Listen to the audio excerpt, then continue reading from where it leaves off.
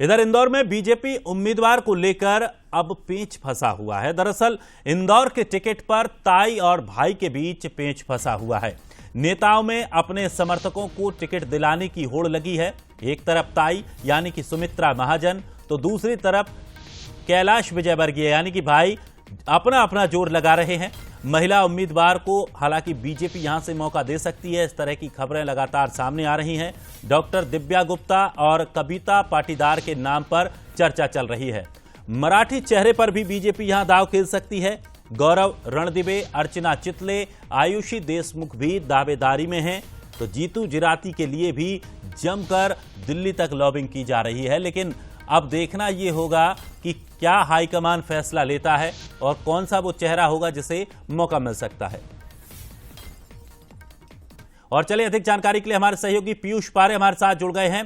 Piyush, Indore seat को लेकर अभी भी कसमकस बनी है और भाई और ताई के बीच भी रसाकसी चल रही है। दोनों चाहते हैं कि अपने अपने प्रत्याशियों को यहां मौका मिलना चाहिए, लेकिन अब क्या स्थिति बनती नजर आ रही है। खबर यह भी है कि किसी मराठी चेहरे को भी पार्टी मौका दे सकती है। तो अभी इंदौर की राजनीति का क्या माहौल है, क्या कुछ चर्चाएं हैं?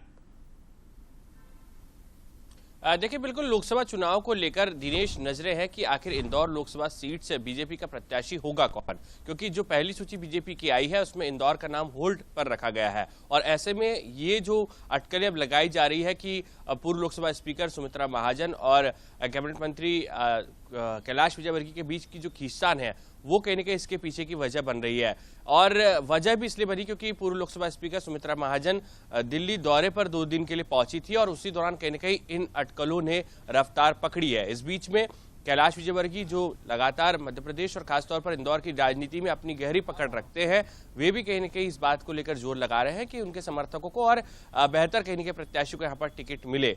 चूंकि लंबे समय तक यहां पर सुमित्रा महाजन ने लोकसभा सीट पर जीत हासिल की है, ऐसे में ये भी अटकल है कि किसी मराठी चेहरों को भी यहां पर सीधे तौर पर बीजेपी मैदान में उतार सकती, क्योंकि इंदौर में जो मराठी मतदाता है उनका खासा यहां पर जो है पकड़ है। ऐसे में कुल मिलाकर ये दोनों ही समीकरण खास तौर पर अभी इंदौर की सियासी गलियारों में चर्चाओं में है। जिन नामों का आपने जिक्र किया है उन पर लगातार मंथन हो रहा है। ऐसे में अब कौन से चेहरे पर यहां पर बीजेपी मोहर लगाएगी ये देखना भी दिलचस्प होगा, क्योंकि जिस तरीके से 2019 के चुनाव में सबसे बड़ी जीत बीजेपी ने इस सीट पर हासिल की थी, 5,47,000 वोटों से शंकर लालवानी यहां पर जीत दर्ज करके लोकसभा में पहुंचे थे।